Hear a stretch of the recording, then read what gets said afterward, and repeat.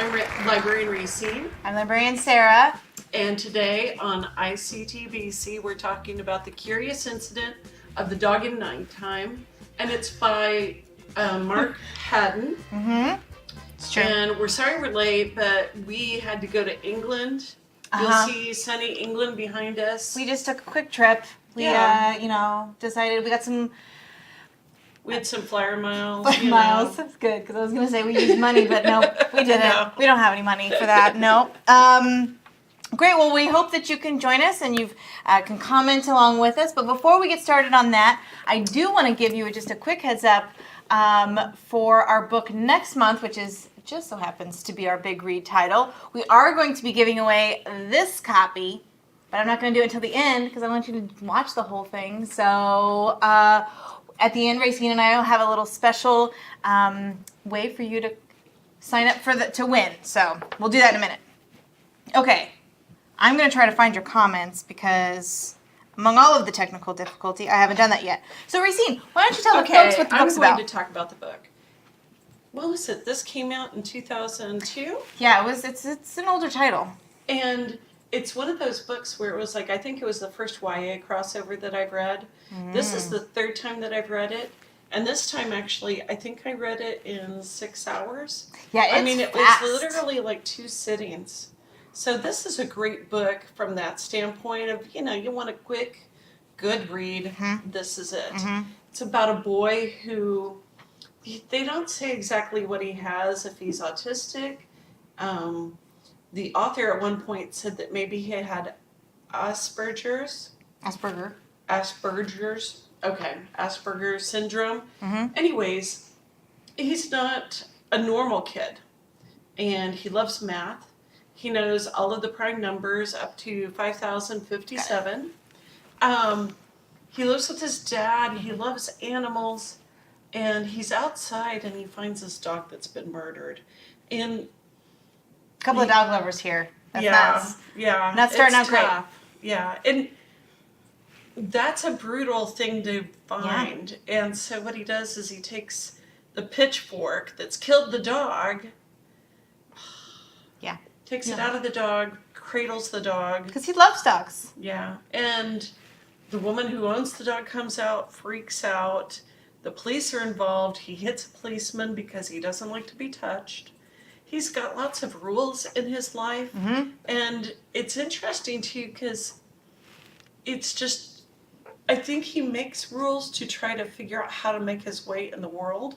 Well, and I think yet, also his teachers help him with that, right? Like there's certain rules that if this happens, do this, right? Like start doing math in your head, start doing these really complex equations. But then he also has rules that he's kind of developed on his own, right? The 5 cars in a row that are red or yellow, because he hates the color yellow. And if he sees 5 yellow cars in a row, it means it's a black day, and he needs to sit in the corner and read to himself quietly. And he also doesn't eat, but, Well, and he's got lots of things going on. Yeah. So, here's this kid, Christopher, and he lives with his dad. His mom has passed away, according to his dad. She had a heart condition and then had a heart attack in the hospital. But Christopher didn't get to go to the funeral, which I thought was weird. Because, yes, he's, needs things to be a certain way, but you don't let it, prevent a kid from going to his mother's funeral. Yeah. So that was there's a little bit of foreshadowing. But, well, we go along and we find out that... Greg, you want to flash that spoiler alert up there? Because... Are we good? Are we spoilering? Okay. So, spoiler alert. His mom isn't dead. I know, his dad lied to him. Oh my gosh. And what did you think when you found out that his mom was still alive? I was actually really surprised. So when I was doing some research for this book, I looked at the New York Times review, and it said, it gave that away, right? Yeah. That the mom was alive and that Christopher's going to go search for her. But I read this book, 15 years after it came out. So for me, that was just kind of blew my mind a little bit. I was really upset for Christopher. I couldn't believe his dad would betray his trust like that. Yeah. Well, and there's other ways that his dad betrays his trust. And it's like you find out pretty much in the middle of the book Yeah. how many ways dad's betrayed his trust. And it was like, I couldn't, you know how you're reading along and it's like, how is the author going to resolve this issue? Carol's joining us, and she says that she read the book several years ago and found it worth reading. And Carol, I agree with you wholeheartedly. I thought that this book has been recommended to me multiple times, and I've never been able to pick it up and read it. And so now I did, and I'm super glad that I did. Well, and it's just one of those books, I've read it 3 times. Yeah. We'll wait till we talk about Station 11. How many times have you read it? Few times. Don't worry about it. Author's coming. Author's coming November 15th. Not Mark Hayden. It's Emily St. John Mandel. But we'll talk about that later. Yeah. Right now we are getting all up in this curious incident of the dog in the nighttime. So let's talk about Christopher, right? He is our narrator, and he, like you said earlier, we never really talk about his condition. Like, we never give it a medical term. He I just, think that's a wonderful thing. I do too, and Because so he's able to become a real kid with, real thought processes where I think a lot of times when kids are in stories like that, they don't seem to be nearly as fleshed out. Does that make sense? Or, I don't know, how many... He is fully realized in my head. Yes. Does that make sense? Yes. And I appreciated his narrative style because you could really see what was going on inside of his head and every little thing inside of his head, except for the times when his teacher would tell him, well, you don't really need to include that in your story. Like his list of all of the things in the field, I thought that was so telling, where he was like, normal people will see cows and it's pretty, and then they start to There's think a whether or blue not they sky. left the stove on, and the fact that, Christopher will go into how many cows there were. how many cows. What patterns they had on them. How were the rows in the field planted? How many colors How of many- flowers there are. Yeah. I mean, I felt, Yeah. the poor kid, he gets the whole picture. But then, at the same time, here's his life where everything that he experiences is like a tape recording of it, or some sort of record to where he has to skip over the pieces and find out what's the important parts. But he can't. He has such a struggle with that. I Yeah. mean, if you had that kind of noise going on in your brain constantly, Yeah. because that's what he compares himself to, his brain to a computer, right? Yeah. And so a computer that cannot multitask. It gets bogged down in all the processes, and it has to be rebooted. Well, you can't just reboot your brain, although he tries, Yeah. by covering his ears and crouching down Humming. and groaning. Yeah. He does the groaning. Oh. I loved the way he talked about certain things, where he was just like, I had to do the groaning. Yeah. Very matter-of-factly. It wasn't that he was causing a scene, and then I barked at them like a dog, and they jumped away. Yeah. Okay, Yeah. Christopher. Good That's for you. how he got to London, pretty much. And what was it? Real quick, Suzanne's joining us too, Oh, and hi, she Suzanne. says, I'm going to read her full comment, that she remembers being impressed by the pace of the writing, but it was almost physically exhausting to read. And I'm so glad that you said that, Suzanne, because I was like, this kid is exhausting. Like just reading through his the way his brain works, the fact that he had to do all these math things in his head and math and I do not get along. I'm not very good at it, and so I kind of skipped all of his math problems. Just skipped right over them. But I did. I thought that reading about his brain processes I was amazed. would have exhausted me if I had that. Okay, so he's got 2 parents. One parent, his mom, she's unable to be calm with him and to raise Yeah. him and to, keep her stuff together in order to be with him. She gets flustered very easily and cannot handle when he throws a fit. Well, and it's like, I don't know if she's flustered easily, but he flusters her. And he is a lot to handle. You Yeah. have a kid who's going to drop to the ground and scream in the middle of a store during Christmas time? No. Do you And think he was probably, 8 at the time? Yeah. Yeah. And so mom wasn't able to really deal with raising him. Dad seems much more calm. Mm-hmm. Dad has a lot of problems himself, though, I think, too. Kyle says this is his neighborhood. We went to Kyle's neighborhood in, France, or no, where were we? In Swindon, England. England, yes. Okay, but yes, keep going, father. Well, so the father, what was Mr. Boone's first name? Ed, I think. Ed. So Ed's able to take care of him, Christopher, better. But it's like the mom thing.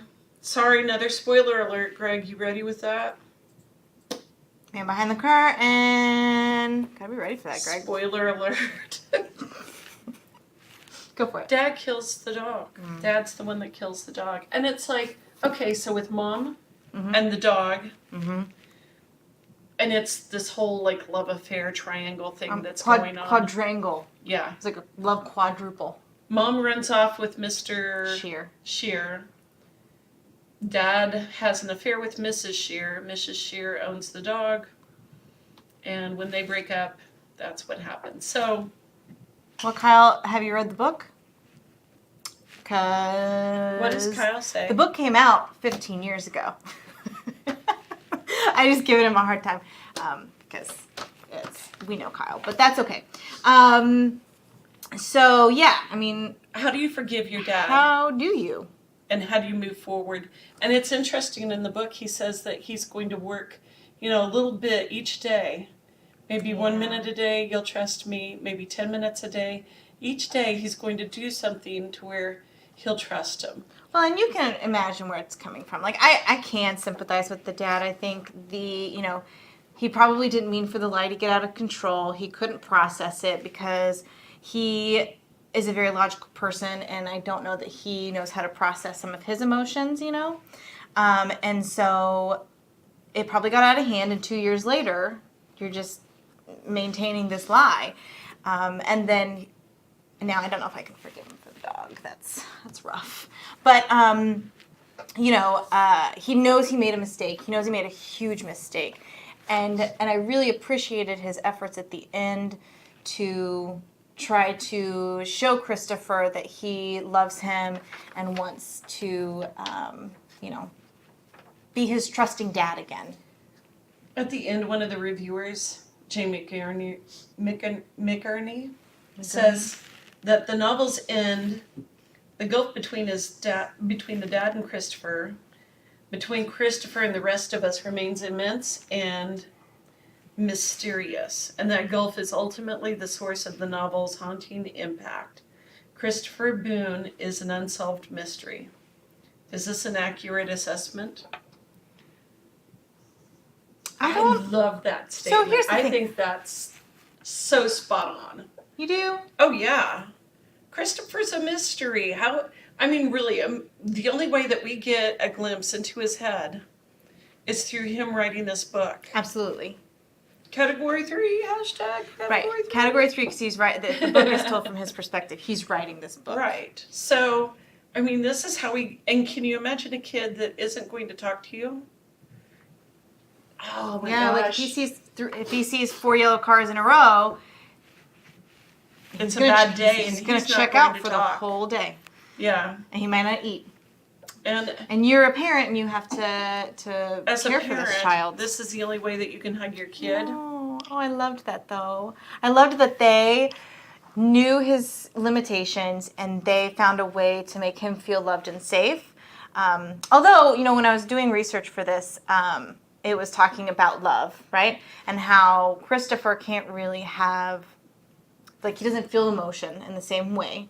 And is he attached? Is he not attached? I think he's attached and he knows love, but he doesn't know how to voice that. He doesn't know how to express it. And things that hurt him when his heart is broken, like when he can't take the math test, the A levels. Yeah. His heart is broken and he goes into this meltdown, but it's like he's not a normal person who can say, I'm deeply disappointed and saddened. He doesn't know how to communicate that. But at the same time, I wonder if for Christopher, because he talks about how he knows his dad loves him, right? He knows his dad loves him because he protects him, he makes him food, he does the fanning thing, and it's like these different requirements, right? If his dad doesn't do that, because Christopher also hates liars, right? He thinks lying is the worst thing that you can do, which is why he's so heartbroken to find out that his dad lied to him. Yeah. And so, I don't know, I think for Christopher, on some level it's love. And I definitely think he feels attachment because it's familiar, right? But I wonder if for him, I don't know, it's just different. I don't think I'm getting my point across. It's really clear up in my head.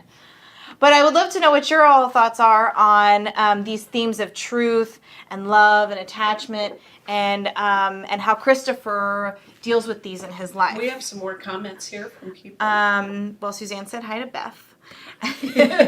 And then said that number 3 was her favorite category. We're having a book party here, that's for sure. For sure. This whole Read ICT thing has been one giant year-long book party, I gotta say. It's really fun to I know we're talking about the book, but it's really fun to see all of your comments come in and hear about what you're reading and sharing that with other people. It's, as a librarian, it's really rewarding. So, Yay, reading. yay books. Well, Oh, good. Yeah. For our live studio audience, that's okay, people. so have we covered everything that we need of to? course And- not, because we only have 20 minutes. Well, yeah. But you know what? This book was really good. And as Carol mentioned earlier, it's worth reading. And I think that you should definitely make time for it. Because it is a fast read. It's so fast. And there's another book. It's called A Spot of Bother. Okay. And that Mark Haddon wrote. And it's about this older man, and he's retired. And he gets a spot. And it's almost like he's convinced it's cancer and he's going to die from it.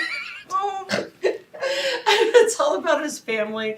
And it's more about retiring and changing, changing your gears in your life. But it was so sweet and it was so funny. So I appreciate his humor and he really encapsulates relationships really well. Good on him for that. And one thing we didn't talk about was the humor in this book, because it is kind of it is funny. Yeah. Like when Christopher has he goes and has social interactions with people, and they're, for Christopher, very matter of fact. But for other people, like the policeman, if you touch him, well, he's probably going to bark at you as like a dog or hit you. And he holds on to his Swiss Army knife with its saw because he's going to cut off your fingers. And you know what? That was the part in the book where it was like, I was like scared. Oh, I was definitely scared for him. I was just like, oh my gosh. When he went after Toby, the rat. He hops down and, okay, really, we could talk all day long. I know. But they need to read I know. it if they haven't. So let's keep this discussion going, I think, on the chat, don't you? Because, honestly, this book is just, there's so much. But it was really good. So read it. Read it. Yeah. Are we time to talk about this one now? Yes. Okay. If you are not familiar with the Big Read, visit bigreadwichita.org and read all about it, because it is a big old book party, but it's about one specific book. And this year, it's called Station 11. It's by Emily St. John Mandel. And do we want to give a quick description? Yeah. I feel like I have described this book 15,000 times to 15,000 people. You know what? Go We're ahead. going to have the she said description of this book. You've read Hunger Games, you've read The Road by Cormac McCarthy. There's tons of like dystopian hard books about the end of the world. This one, I think, is more a utopian version of the end of the world, because she looks for the things that are good in life. Yeah. And this is the part where she normally cuts me off and says, no, this is a hard book at times. Well, it is a hard book at times, but I don't disagree with you that we're looking at like the best of humanity, right? Like it is not a book about the end of the world. It is a book about humanity.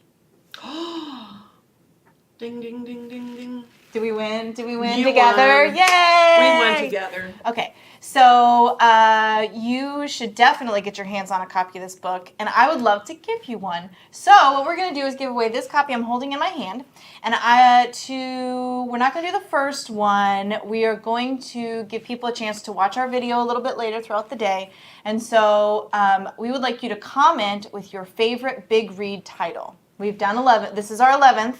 So there's lots to choose from. Was it The Maltese Falcon? Was it, isn't that what it's called? Did I miss the title? Yeah. Okay.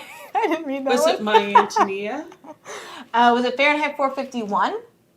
Was it... Into the Beautiful North? Dang. There's a lot of them. Yeah. There's like 10. So you can comment with your favorite, and then we're going to draw a name tomorrow at noon. So we'll give you a full almost 24 hours to watch our video, comment along with your favorite Big Read, and then we will contact you and message you, and we'll send it out to your favorite branch. Okay? Does that sound good? Yeah, we gotta go back to Wichita. We do. Thank you so much for joining us today. Join us next month. Next month. Oh, and I do also need to mention our kickoff party. So once you've read the book and you've loved it, we have a ton of great programs coming up, and the kickoff party is on September 29th. So come and see us. It's going to be right here at the Advanced Learning Library. We're going to open the doors at 1 with the program starting at 1:30. And for our attendees, we will also give away free copies of the book. So if you don't get this one, you got another opportunity. And then anything else that I need to say? Shout out to the bartender at the Anchor who was reading this last night and noticed me reading it. That's awesome. I can't wait to go around and be like, oh, you're reading this book? I would love to talk to you about it. It's going to be It's fun. It's become one of my favorites, I think. Yeah. And we're bringing the author here. I did mention that. November 15th, Emily St. John Mandel. So again, when you read it and you've loved it and you want to just talk about it all the time, come and see the author because that's going to be really fun. So anyway, more information on bigreadwichita.org. Racine, thanks so much. Thank you, librarian Sarah. You rock. We tend to like each other, so Yeah. we talk about books, and it's really fun. So we'd love to talk about books with you and have more fun in the comments. So we'll see you next month, third Wednesday, 12:30. See you then.